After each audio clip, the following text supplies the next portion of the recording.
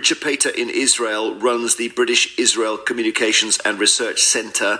Richard previously worked in the Israeli Prime Minister's office and has served with the Israeli Defence Force. Now, you'll be concerned, I know, about what is happening in Gaza. Is this a very short-term operation, or could it continue for months?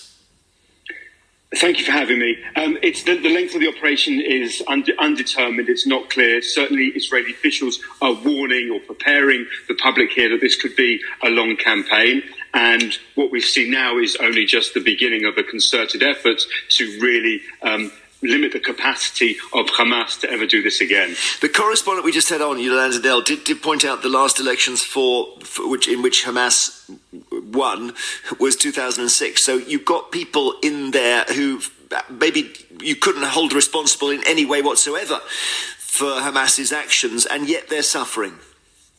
Well, it's not about the population and their responsibility. Unfortunately, and I do feel for the civilian Gazan population, they are under control. They're under a dictatorial control of Hamas, and therefore Hamas is responsible for the Gaza Strip. But is it possible for someone to then say to you, Richard, but hang on, they're not responsible for Hamas? I don't think. I mean, for me, that doesn't really.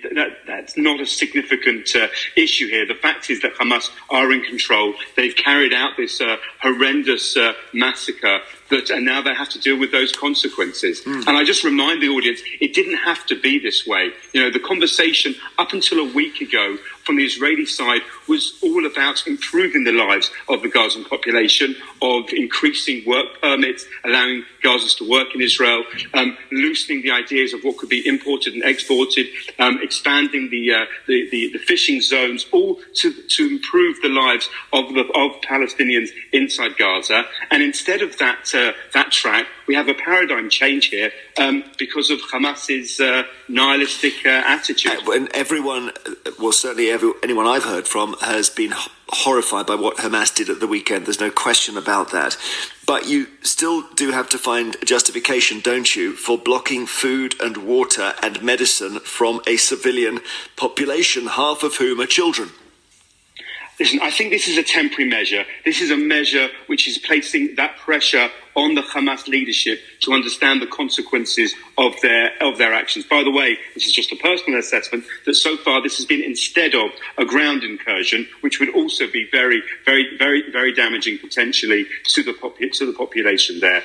But Hamas is operating. It is responsible there. It is a hostile enemy entity, and I think it's untenable that at this time you would suggest that Israel, who are still reeling from suffering, would extend the courtesy of extending those amenities over to a Gazan population. I think if it was the UK that had been attacked, there would be no way that they would be supplying their enemy now with supplies. Can you describe the mood for Israelis at the moment? Because I guess if any family has a son of fighting age, he's likely to be called up. Absolutely. I mean, listen, this is the reality living in Israel. They don't like it. I mean, I would say there is a juxtaposition right now in Israeli society. The first is still in shock that this has happened, and people are still grieving, people are still burying the dead, and obviously there are families I know as well who have missing kids from this dance party that they attended to. So the country is in mourning right now and is suffering, but at the same time, and I would also compare this to a British stoicism that they showed during the Blitz, that Israelis have an understanding, a tenacious attitude that you just have to get on with it now, and there is that element of fortitude and national cohesion now that the country is working together to heal those wounds. Thank you very much, Richard Pater, who runs the Britain Israel Communications and Research Centre.